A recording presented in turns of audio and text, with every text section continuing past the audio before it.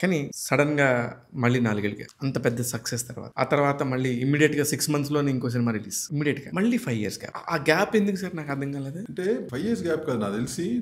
I think every year we had one film. Major gap ఇప్పుడు వచ్చింది నాకు. Correct. కానీ అప్పుడు మీరు చేసింది కళ్యాణ వైభవం అయి ఉండొచ్చు. దాని తర్వాత అంతకుముందు ఆ తర్వాత అవును. అంతకుముందు ఆ తర్వాత. అంతకుముందు నరేష్‌ది ఒకటి ఉండాలి. పార్ట్నర్‌షిప్‌లో చేసింది. హ్యాపీగాను ఒకటి మధ్యలో ఒకటి అవును. నరేష్‌ది ఒకటి. దాని తర్వాత అంతకుముందు ఆ తర్వాత గ్యాప్ వచ్చింది. గ్యాప్ వచ్చి కళ్యాణ వైభవం వచ్చింది. అవును. So all the gaps are conscious gaps. It's not that నాకేమి కాన్షియస్గానే జరిగిన గ్యాప్స్ అయ్యి. ఓకే. కావాలనే అట్లా ఏం లేదు.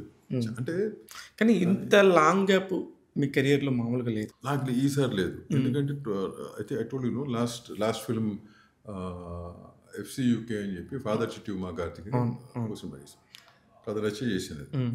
కానీ అది నాకు ఫాదర్ చిట్టి ఉమా కార్తికేయ అంటే ఆ నలుగురు క్యారెక్టర్స్ని ఎఫ్‌సీయూకే పెట్టారు.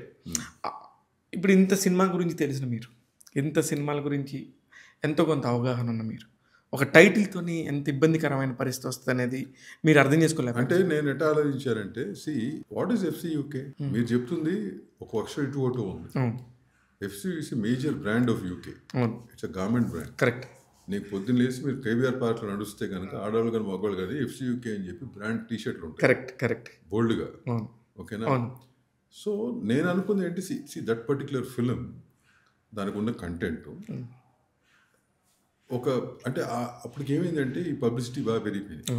దాము గారు మీరు ఇట్లాంటి టైటిల్స్ పెడితే అడవదు, కొంచెం జనరేషన్ని అట్రాక్ట్ చేసే టైటిల్స్ పెట్టాలి అంటే ఎప్పుడైతే ఈ టైటిల్ మైండ్లోకి వచ్చిందో ఇనిషియల్గా నేను ఆలోచించా. But then I said this a brand. ఏమైనా ప్రాబ్లం వస్తే ఎఫ్‌సీయూకే నా మీద కేసు వేయాలి. కరెక్ట్ కదా.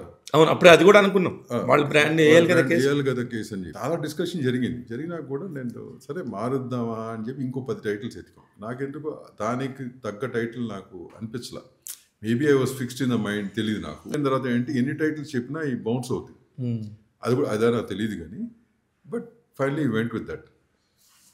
అది చాలామంది చాలా చెప్పారు. తర్వాత తప్ప అంటే ఐ డోంట్ నో.